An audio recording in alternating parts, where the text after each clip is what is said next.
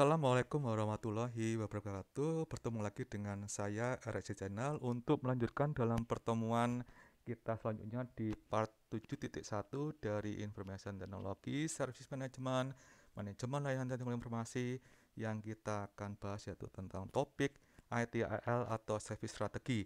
Nah, rekan-rekan kita akan coba untuk memulainya dari sekarang. Nah, bagaimana kita bisa tahu tentang apa itu strategi rekan-rekan? Nah, strategi itu sebenarnya apa sih? Strategi itu adalah perencanaan tingkat tinggi atau jangka panjang untuk mencapai sesuatu atau sebuah rencana yang memberi arah bagaimana sebuah organisasi mencapai tujuannya. Di sini ada note kecil yang ada di bagian kanan bawah itu tentang organisasi itu sebenarnya tanpa strategi seperti orang berjalan di kegelapan. Ia tidak tahu kemana harus melangkah. Nah, kemudian kita akan coba sih apa bedanya antara strategi dan taktik. Nah, kita bisa melihat di sini, ternyata perbedaan antara strategi dan taktik adalah sebagai berikut. Untuk strategi adalah sebuah cara umum organisasi mencapai tujuannya. Dan bagaimana dengan taktik? Dan taktik itu ternyata adalah cara-cara spesifik dari organisasi untuk menerapkan strategi yang dipilih. Nah, contohnya bagaimana untuk strategi? Contohnya adalah sebagai berikut. Dalam sepak bola, sebuah tim menerapkan strategi menyerang. Nah, strategi menyerang ini akan diterapkan dalam taktiknya, yaitu contohnya itu menerapkan strategi menyerang yang efektif. Tim menerapkan taktik formasi. Ini contohnya 4-2-3-1 formasi taktik. Nah, begitu ya kan tentang perbedaan secara konsep, strategi, dan taktik untuk contohnya juga sekalian. Nah, kita akan mencoba untuk melihat dari tujuan layanan strateginya bagaimana. Dari tujuan layanan strategi ini kita bisa melihat tentang perspektif, visi dan misi layanan TI, tujuan sasaran, posisinya bagaimana, diferensiasinya, target market, perencanaan, pattern, pola layanan, bagaimana nantinya kita bisa mengetahuinya. Nah, kita bisa mencoba untuk melihat manfaat melakukan layanan strategi. Nah, di sini kita mengetahui bagaimana manfaatnya, yaitu pertama, menjadikan teknologi informasi sebagai aset strategis rekan-rekan, membuat Departemen TI berpikir dan bertindak secara sistematis dan strategis sehingga layanan TI dapat secara efisien dan efektif. Yang ketiga, memastikan hubungan antara aktivitas penyedia layanan teknologi informasi dengan output penting bagi pelanggan. Nah, kemudian membangun penyedia layanan memiliki pemahaman jelas tentang jenis-jenis layanan dan tingkat layanan yang memuaskan pelanggan. Kemudian memungkinkan penyedia layanan TI merespon perubahan lingkungan bisnis secara cepat dan efektif. Nah, kita akan mencoba untuk mengetahui secara tahu bahwa manfaatnya melakukan layanan strategi seperti ini. Bagaimana dengan cakupannya layanan strategi itu apa aja? Nah, kita akan coba untuk melihatnya. Di sini, skop untuk layanan strategi atau cakupan layanan strategi itu diantaranya pertama, mendefinisikan strategi penyedia layanan teknologi informasi dalam menyediakan layanan-layanan teknologi informasi agar memenuhi tujuan bisnis pelanggan. Nah, bagaimana kita bisa tahu itu? Dan kemudian yang kedua adalah mendefinisikan strategi pengelolaan layanan TI. Nah, dari cakupan layanan strategi ini kita akan mencoba untuk memahami lebih jauh tentang layanan portofolio.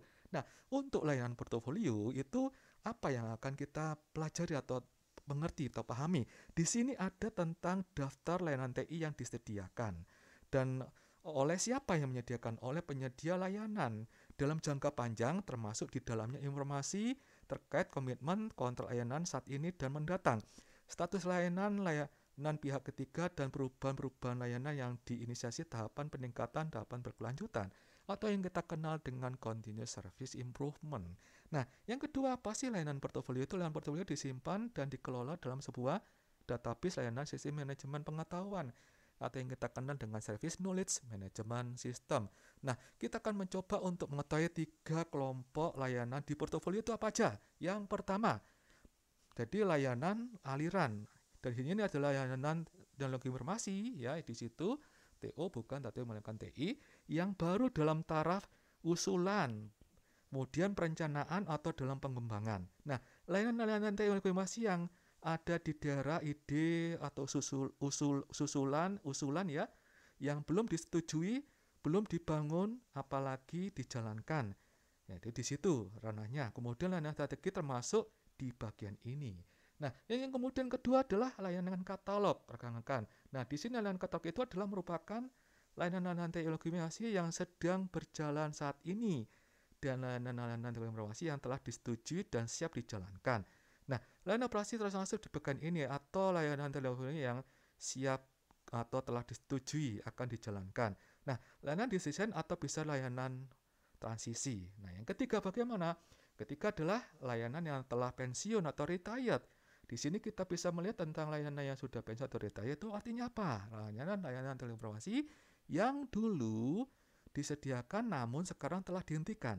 Informasi layanan pensiun tetap penting diketahui untuk suatu ketika dibutuhkan kembali seperti layanan aset nantinya akan digunakan lagi dari sisi info aset penting yang bisa digunakan. Nah, rekan-rekan kita akan mengetahui bagaimana proses layanan strategi yang ada di bagian berikut ini. Nah, untuk proses layanan strategi dalam bagian ini tujuannya pasti tujuannya untuk menghasilkan layanan portofolio, di antaranya kita bisa melihat yaitu layanan portofolio itu ternyata bisa dihasilkan dengan dukungan dari 5 variabel, di antaranya adalah yang pertama layanan manajemen teknologi informasi yang bisa mempengaruhi untuk pemasaran dan layanan provider layanannya. Nah, itu dipengaruhi oleh strategi manajemen ITI-nya. Nah, bagaimana dengan layanan portofolio ini juga dipengaruhi oleh beberapa aja, yaitu di antaranya yang kedua itu business relationship management atau kita kenal dengan manajemen hubungan bisnis, dan kemudian dipengaruhi oleh layanan manajemen portofolio dan juga dipengaruhi oleh manajemen keuangan teknologi informasinya, dan terakhir dipengaruhi oleh manajemen permintaan. Nah, dari 5 inilah nantinya akan mempengaruhi proses layanan strategi rekan-rekan. Nah, kita akan mencoba untuk mengetahui sejauh mana sih definisi-definisi masing-masing variabel proses layanan strategi yang tadi. Ada 5 kan? Yang pertama yaitu tentang strategi manajemen untuk layanan TI. Dan itu tujuannya menghasilkan strategi rekan-rekan. Nah, yaitu merupakan proses merumuskan, mengembangkan, dan mengorganisasi strategi bagaimana cara penyedia layanan TI, teknologi informasi dapat membuat organisasi mencapai tujuan bisnisnya. Yang kedua, layanan manajemen portofolio, yaitu artinya menentukan dan mengelola dokumen atau data layanan portofolio dan menyetujui analisis investasi teknologi informasinya. Yang ketiga yaitu manajemen keuangan untuk layanan teknologi informasi. Artinya apa? Di situ adalah proses identifikasi biaya yang timbul dalam proses penyediaan layanan teknologi informasi. Kemudian mengatur pengangguran, kemudian atau yang kita katakan budgeting, akuntansi keuangan atau kita katakan accounting, dan harga jual yang kita katakan charging layanan teknologi informasi. Yang keempat, apa rekan? Di situ variabel yang keempat adalah manajemen permintaan atau request management. Artinya adalah proses memahami, mengantisipasi, dan mempengaruhi kebutuhan pelanggan terhadap layanan teknologi informasi, yaitu mengenai pola aktivitas bisnis dan pengaruhnya terhadap penggunaan layanan TI-nya. Yang kelima adalah manajemen hubungan bisnis. Manajemen hubungan bisnis atau kita kenal dengan Business Relationship Management (BRM) itu memiliki definisi aktivitas membangun hubungan baik antara penyedia layanan dengan pelanggan, melebihi atau mengenali kebutuhan pelanggan dan memastikan memenuhi kebutuhan pelanggan. Nah, dari definisi variabel 5 variabel yang mempengaruhi layanan portofolio, maka kita bisa melanjutkan ke tahap berikutnya, yaitu faktor-faktor yang akan berpengaruh lebih kepada layanan strategi. Nah, kita akan melanjutkan itu dari pertemuan berikutnya, yaitu pertemuan di part 7.2, sehingga pertemuan part 7.1 ini sudah selesai.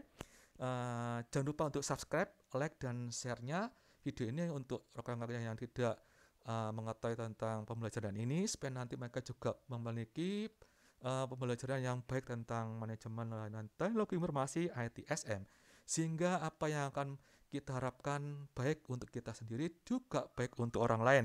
Jangan lupa untuk tetap jaga jarak, tetap sehat, sehingga share, like, dan subscribe itu akan berkelanjutan setelah kita benar-benar sehat. Sampai jumpa di pertemuan part 7.2. Assalamualaikum warahmatullahi wabarakatuh. Sampai jumpa lagi.